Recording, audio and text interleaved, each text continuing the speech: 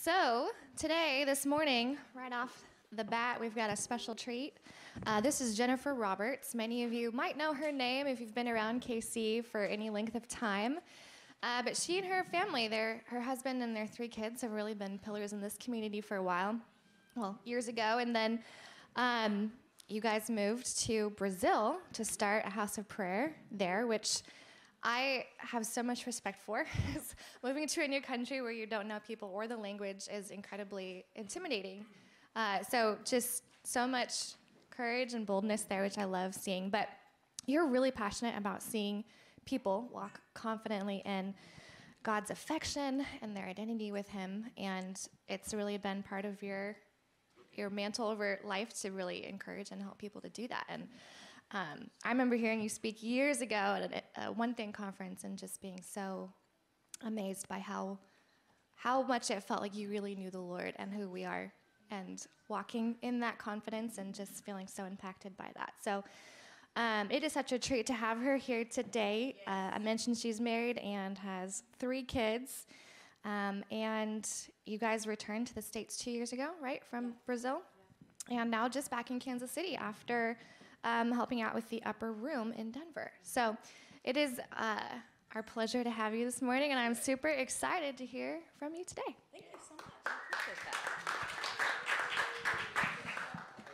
that. Okay, I'm going to definitely get my phone out because I'm long-winded. Oh, even better. I can do that because if I keep this here, my son is going to ask me what he can eat. Has anyone ever had that? The biggest mistake ever as a woman is to have your phone with you, which I do every time for some reason. And I've been, in another country preaching on a stage, look down, and I have a message, what can I eat? I'm like, why are you so dumb? And my husband is right there and allows it to happen. The answer is open the refrigerator and look. But somehow that escapes the mind of our children and men for that reason. Sorry, gentlemen. I know you all do it. So, yeah, anyway. So, okay, I got a timer. It is the truth. We all know it's true. Well, I am just going to kind of share my journey of being comfortable with my gender. Okay, I know that's kind of a weird statement. I'm not going to get into non-binary and all that. I'm a woman, created a woman, only now happy to be a woman. It has been quite a journey. I have 5 older brothers. I was raised in a hippie family. And when the hippie culture is kind of like throw some kids in a room and let them raise themselves. I mean, now it's kind of becoming a trend again. I'm going to tell you, it doesn't work. It doesn't work. So anyway, 5 older brothers. My claim to fame, no one will believe this, but it's true. Charles Manson babysat my brothers. I know. I was born just outside of San Francisco. My parents were in the whole Haight-Ashbury world. My mom partied with Janis Joplin, dated the guitar player from Jefferson Airplane. I mean, just crazy stuff. And so my parents, when you're a hippie, everyone's weird, and weird is the new normal. So discernment goes out the window because why would you judge? Because you should. So, so Charles Manson was living with my parents' best friends, and he, was there. So my parents went away for the weekend, probably to jail, I don't know. And Charles Manson was there babysitting. So that just is a little peek into the type of home I was raised in. So I have story after story. Being at Uncle Carl's farm in Oregon, I mean, now everything's legal. I'm playing hide and seek through the corn stalk. I thought it was a corn stalk. It's a marijuana farm. It was just like, okay, Uncle Carl. I don't get that until later when I realize what's going on. And just, that culture. And then at Uncle Carl's farm, we all go in the sauna naked. 2 families naked. I'm eyeball to a dingleberry. I mean, it's just, what is this? You know what I mean? So I raised my children very differently. Really? Success. I win. But anyway, I mean, story after story, so blah, blah, blah. So, raised in a non-Christian family. Surprise. My parents got saved just before I was 16. My dad was Greek and was raised Greek Orthodox, but we lived in a little tiny town in Washington State, Shelton, Washington. Anyone know it? No? Okay. So your dad didn't go to the state pen then? Okay. So we moved from California to Shelton, Washington because my dad had to go to prison. And he, you know, the whole hippie movement, drugs, he was busted for a 6-inch marijuana plant and some pot seeds. And at the time, it was a pretty intense crime, so he was sentenced to 15 years in prison. So my mom had already been married before, and we're not really sure how many fathers are involved in my 5 older brothers. You know, we just, whatever, they're alive. And so she was a single mom and then meets my dad, they get pregnant, and then they get married, and I'm 3 months old when he gets a call from his parents in Seattle saying, if you don't come and turn yourself in, we're gonna lose our house. So I can't imagine the drive from San Francisco to Washington State. I mean, what would that have been like for my mom? Now she's gonna be a single mom again, this time 6 kids, and I just can't even imagine it. So he goes to prison, he gets out after 15 months, the law had changed, so he's out, but the chaos still continued in the home. It was just utter chaos, utter chaos. I have some really fun memories and some pretty traumatic memories. You know, just memories of my parents are gone, my brothers are loose, high, and free. There's a lot going on. Drugs were always available. And I remember being a little girl, getting my dad's shirt, hiding under the bed, and just smelling it because it made me feel safe. And the feeling of, I love my dad, but my brothers are scary, and everything's scary. And so being raised in a male-dominated home wasn't easy. You can read between the lines on every layer. And even from the vocalized statements of, don't cry like a girl, don't throw the ball like a girl, quit acting like a girl, I assumed being a girl was wrong. And then I assumed that the way to be respected was to be better than girls, to be a better athlete than any girl, and then therefore be on the boys' team.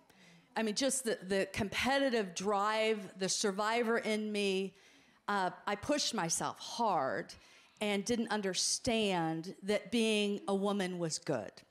So fast forward, my parents get saved when I'm 16, or just before I'm 16, and I'm stunned because already at 10, I concluded I could not trust them.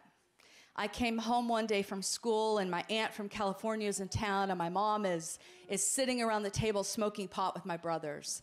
And I remember the feeling of unsafety, like, this doesn't feel good. I hear that drugs are bad at school, but I come home and my mom's smoking pot with my brothers, and now all of a sudden they're laughing and giggling. I don't like this. So I concluded they could not be trusted. My parents could not be trusted. And from that point on, every major decision I made in my life, I did independent of their counsel because they weren't good with wisdom. And now, of course, fast forward, we got issues with that. You know, but this is a short talk, not the whole day version. And the inner healing necessary and the generational break this off and move on, all of that is involved in my story. So they get saved at 16, and I just thought it was another one of their phases because they were crazy. They were always in phases, doing different things, and I would just watch them spin something out and then get stable again and da-da-da-da-da, stable, quote unquote. I mean, my mom and I started wearing a bra about the same time. I mean, really, it's like, and then I remember being at a gas station, the guy's looking down her top, and she's like, can you believe that pig? I'm like, you're wearing a sheer gauze top without a bra. Just maybe wear a bra and some undergarments. Anyway, so, you know, that was just that. My parents say I turned out well because I rebelled and went straight. Could be some truth to that. I remember in 8th grade coming home and said, hey, I got voted class president. They're like, oh, great. You're going to be one of those little snobs now. So they didn't even know what to do with me. So I know the feeling of not fitting in. I know what that feels like. And that has followed me, honestly, most of my life.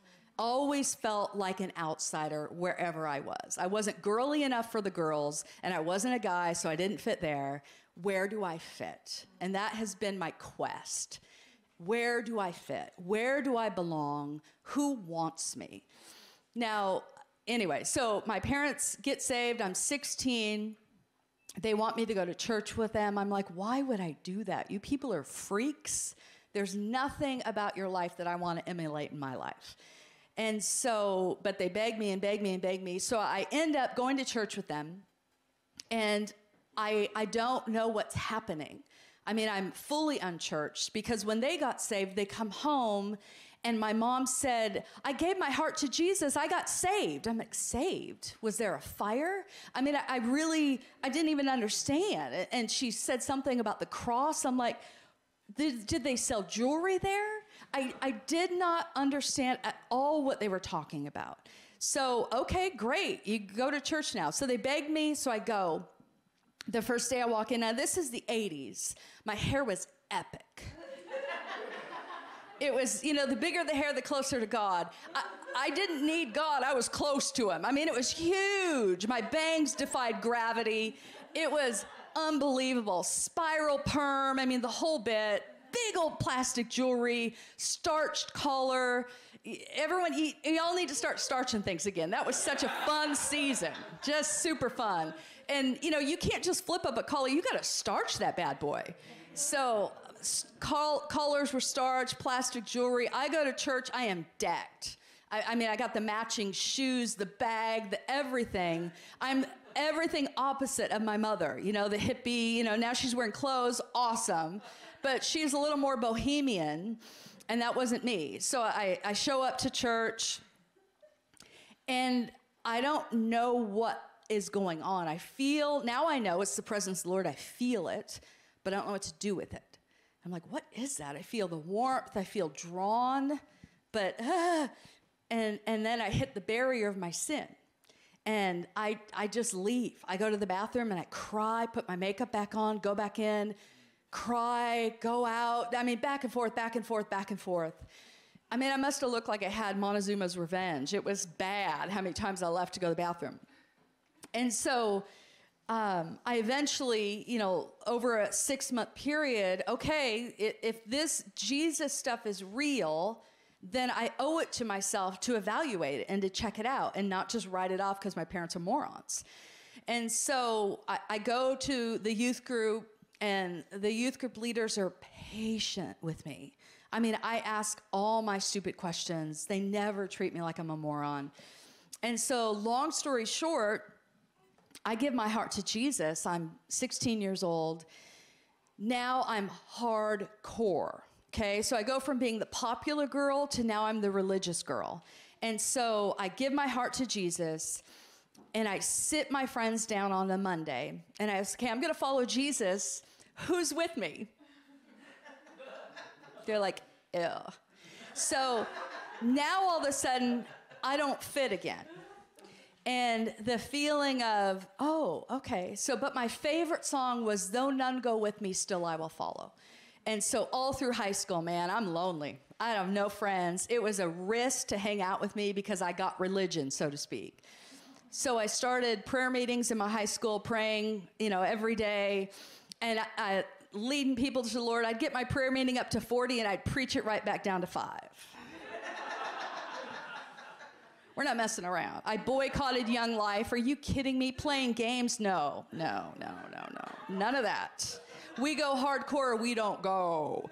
So I was super intense, super religious. You know, of course, I was married to the Lord, so dating was evil. Boys were nothing but a distraction from God. So boycott that. Don't go to the prom. That's the den of harlotry. Why would I do that? You know, super, super, super intense. So then I'm going to give myself to missions. That's what I'm going to do. I'm going all the way. In between that time, I meet my husband, Dwayne. Oh, I'm married. He's great.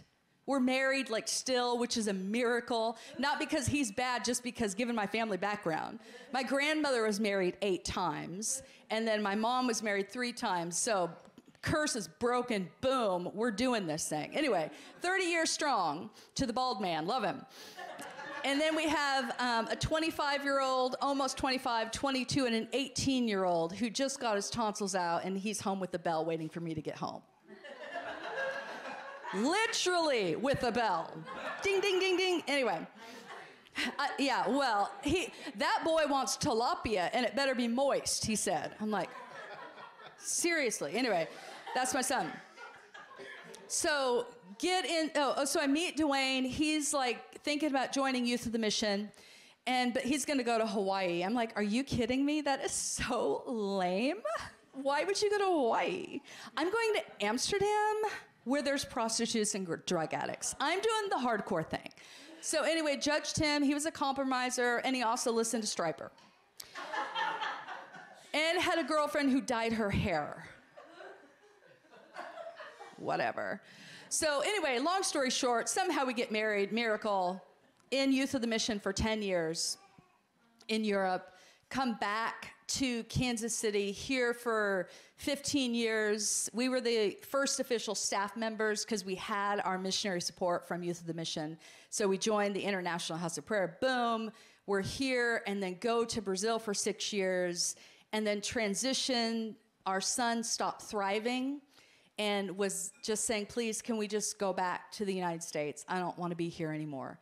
And everything in Brazil was popping. I mean, we couldn't believe that it was going as fast as it was. And we were like, where is this coming from? And it was that test of, what will you choose? And we chose our son. And we don't regret that.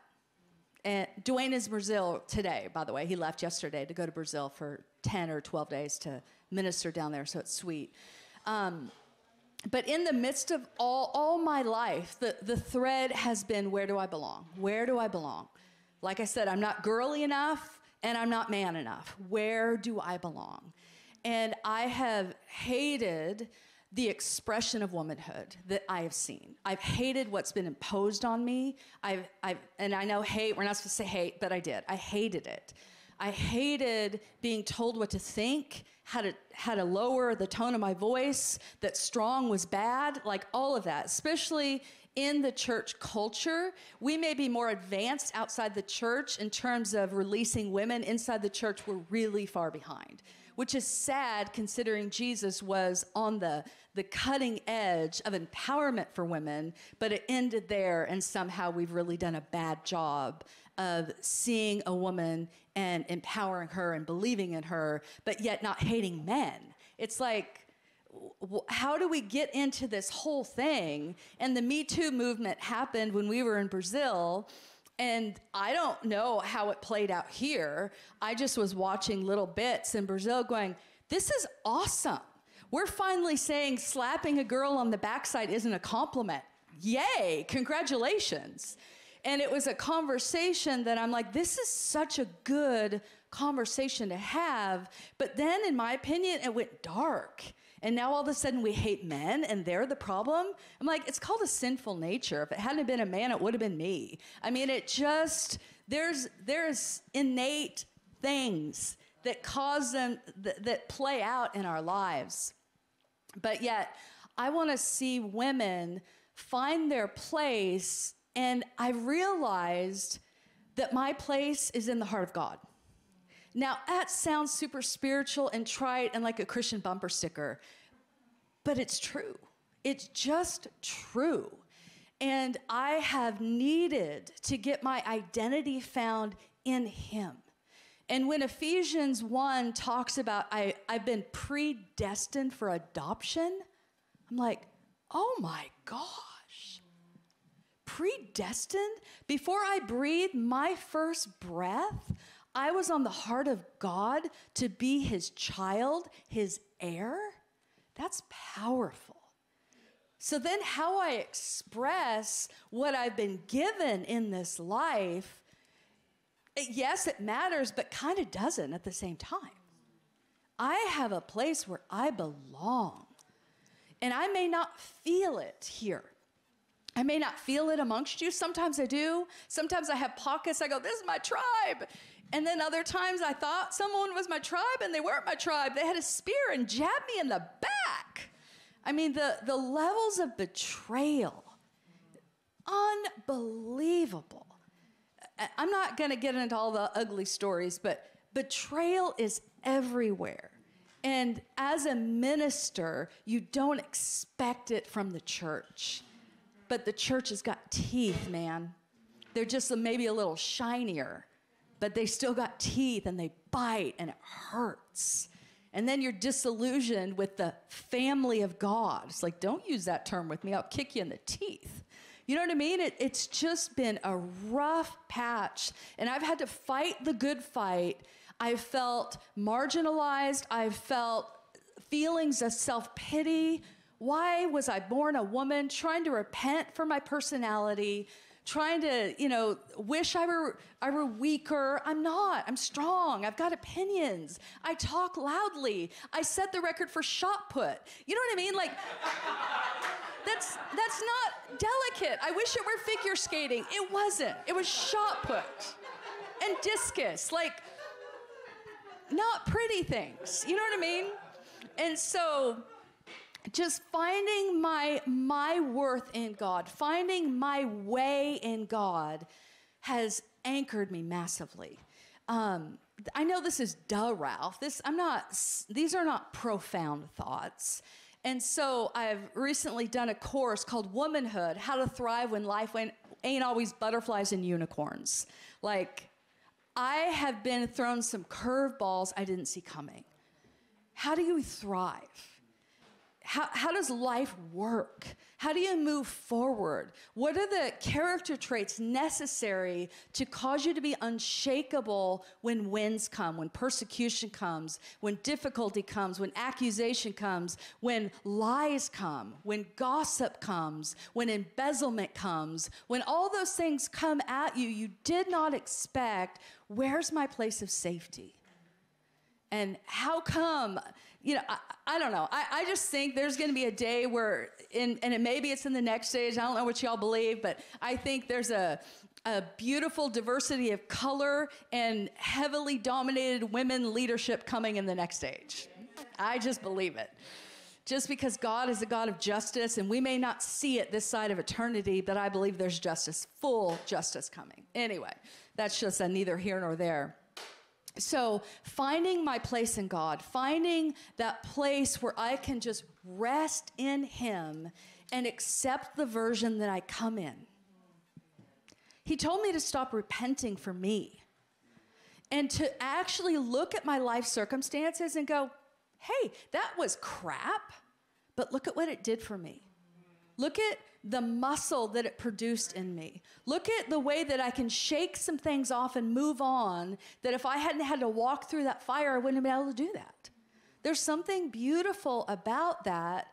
And as women, we can celebrate one another in the process. That's the other thing we need to get better at. We compete with each other.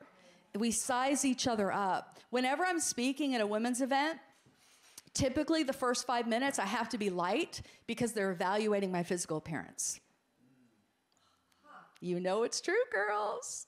The whole time I was like, I wonder how long ago she got her hair done. Her ends are dry. I should tell her about that one essential oil. Anyway, I wonder if she wore a different outfit, if she would look slimmer. Oh, her shoes are cute. I mean, it's just the first 5 minutes. Our minds are, or we're looking around going, oh, look at her hair. Oh, her purse. Oh my gosh. We're so easily distracted, but squirrel. And so I know that is going on. And so for the first 5 minutes, just keep it light, keep it fun, because you can't say anything meaningful because you're getting evaluated and they're not going to hear it. And that's okay. I've just learned to roll with it. And so as women, I want to be, I'm not going to do this. I want to be a woman that champions other women. I want to be a woman that can look at another woman and see their story and show them the silver lining. I want to be a woman who doesn't sit with self-pity. That's my deal. I hate it. I hate it so much. The waves of self-pity, like, oh God, and I'm like, stop it. You know, I remember in the early days of the International House of Prayer, you know, Dwayne is 50 hours a week in the prayer room like a puppy in the flipping sun. I'm at home with babies picking up dried banana from underneath the high chair. Dried banana. You know that's like wallpaper glue. It's a nightmare. And I started to get so mad at his life that there's just, it feels to me that, and maybe at a man's conference you say something different. Say whatever you want to say. You don't have the microphone today, do you? Anyway. But it seems to me there's so much stop and start in a woman's life. And it's like, just when you feel like you're getting ready to go, something happens. Stop, start, stop, start, stop, start. Have a baby, sit down, get up, da-da-da. And it's like 3 steps forward, 2 steps back, 3 steps forward, 2 steps back. But I'm like, what if that makes us stronger? What if that's actually our secret power? What if we're learning how to overcome through all of that? I don't know. I'm just starting to look at my life differently in a way that empowers me instead of poor me. Not this, oh gosh, poor girl born with, and you were poor and your dad was an ex-con. Oh, and then my parents got divorced, by the way, because my mom felt like she got a prophetic word to leave my dad. Excellent. And so they'd been married or divorced. No, they were Christians about 4 years where they got involved in prison ministry because my dad wanted to give back to where he had gone to prison, and my mom fell in love with one of the inmates there. So got a word from the Lord that she manufactured and left my dad, and, you know, horrific, just horrific. And so when I think about all the obstacles that I've had to walk through, I have 2 choices. Feel sorry for myself and think I've been dealt a bad hand by God, or to go, you trust me enough to overcome. Because Christ in me is my hope of glory. Christ in me is my hope of glory. And Psalm 139, that is my mantra, man. Where can I flee from his presence? If I go to the heights, he's there. If I go to the depths, he's there. If I go to the uttermost parts of the sea, you mean like where he found Jonah? In our dark places, in our depression, in our sad spots, in our rebellion, in our running away from him, the uttermost parts of the sea, he's even there, and he can hold me even there. We've been searched by God. He didn't delegate that job. Oh Lord, you have searched me. He didn't have an underling do it. The God of all creation, managing almost 8 billion people on the planet, took time to search me. And then he knows me. He didn't make a mistake. He formed me. He formed you. In the secret part, he formed us. And there's a book with your name written on it, and it exists today. I want to take hold of those things for which he took a hold of me for, and step into the purposes, the promises, all of it. And it's not always sexy and glamorous. Sometimes it's just coffee in front of the person in front of you, and you just speak words of life. It's not always glamorous. It's not always anything. But those little small steps of rooting your identity in God has caused me to go, I know where I belong now. I still get hit with waves of self-pity and why and how come and what if I were born in a different family, how epic could I have been? But I wasn't. I was born in a low-income family who no one went to college. That was the family I was born into. So here I stand, uneducated, a girl from a low-income family, and I'm okay with that. And that becomes the place that I encounter God, I find him, my identity gets rooted in him, and I become unshakable in those areas that the enemy meant to take me out in. We all have those moments. The enemy means to take you out, and you overcome. Because Christ in you, your hope of glory. because the God of Psalm 139 sees you. He knows when you stand. He knows when you sit. I have a good husband, attentive to me. He didn't know when I sit and stand. He doesn't. No one does. God does. The God that knows how many hairs are on my head.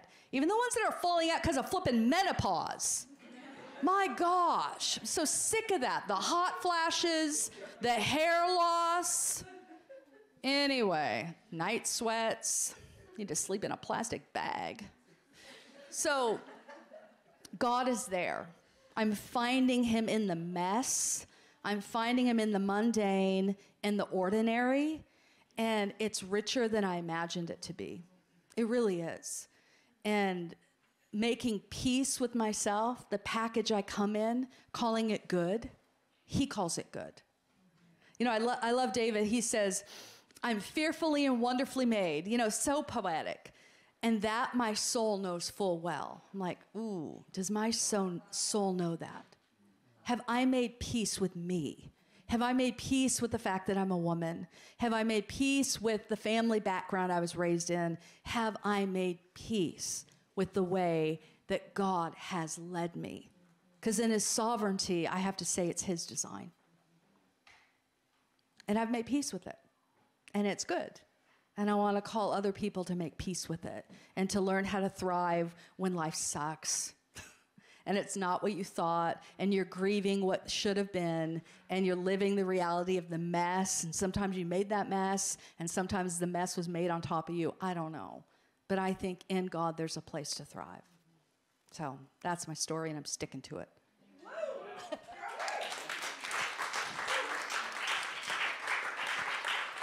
Thank you. That was amazing.